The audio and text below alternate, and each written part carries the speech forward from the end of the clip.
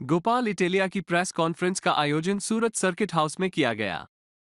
आम आदमी पार्टी की ड्रग्स माफिया विकास अहीर पर माफिया धारा लगाने की मांग। आम आदमी पार्टी गोपाल इटेलिया का आरोप। गृह मंत्री हर्ष संघवी का आरोप है कि पुलिस पर दबाव नहीं डाला जाएगा।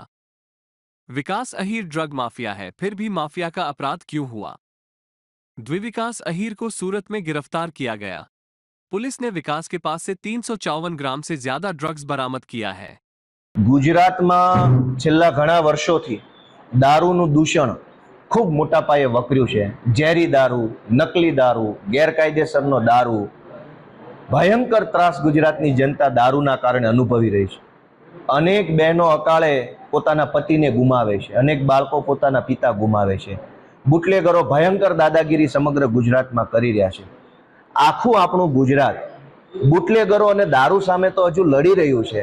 દારૂનું દૂષણ દૂર નથી થયું, દારૂની અને બુટલેગરોની તકલીફોમાંથી ગુજરાત બહાર નથી આવ્યું, ત્યાં આ ભાજપવાળા ભેગા મળીને ગુજરાતને ડ્રગ્સના ખાડામાં નાખવા માંગે છે, ડ્રગ્સના દૂષણની તરફ ધકેલવા માંગે છે। ગુજરાતમાં તમે છેલ્લા 2-4 દિવસની ઘટના જુઓ। 21 તારીખે ભાજપના પદાધિકારી હોદ્દેદારો, ભાજપના સુરત ભાજપના હોદ્દેદારો ડ્રગ્સ સાથે પકડાયા। ગઈકાલે રાજકોટમાં ભાજપના હોદ્દેદારનો છોકરો ડ્રગ્સ સાથે પકડાયો। મતલબ ભાજપની સાથે પરોક્ષ રીતે સંકળાયેલા હોય એવા નહીં, ભાજપનો હોદ્દો લઈને ફરતા હોય એવા માણસો ડ્રગ્સ વેચતા પકડાવા લાગ્યા છે। એ બતાવે છે કે ડ્રગ્સના ધંધામાં ભાજપના નેતાના હાથ નહીં, મોઢું નહીં, બધું જ કાળું છે।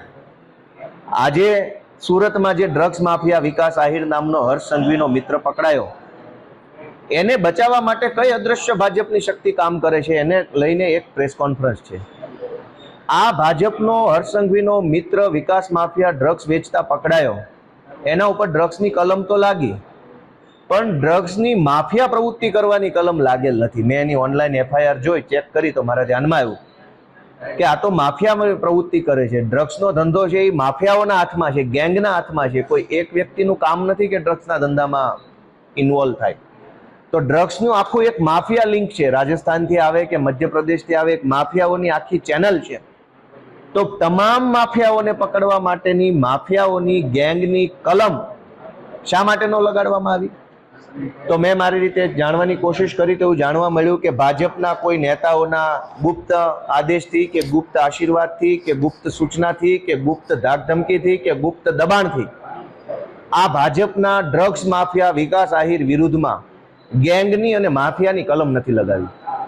આ સિવાય ગુજરાત રાજ્યના સ્ટેટ મોનિટરિંગ સેલના પોલીસ મહાનિરીક્ષક આઈપીએસ નિર્લિપ્ત રાય સાહેબે પણ લખ્યું છે કે જે વ્યક્તિ ખંડણીના ગુનામાં, લૂંટના ગુનામાં, અપહરણના ગુનામાં, હથિયારના ગુનામાં, સાયબર ક્રાઇમના ગુનામાં, ધાકધમકીના ગુનામાં, બળજબરીના ગુનામાં અગાઉ પકડાયેલ હોય એવો માણસ છે એ માફિયા ગેંગનો સદસ્ય ગણાય।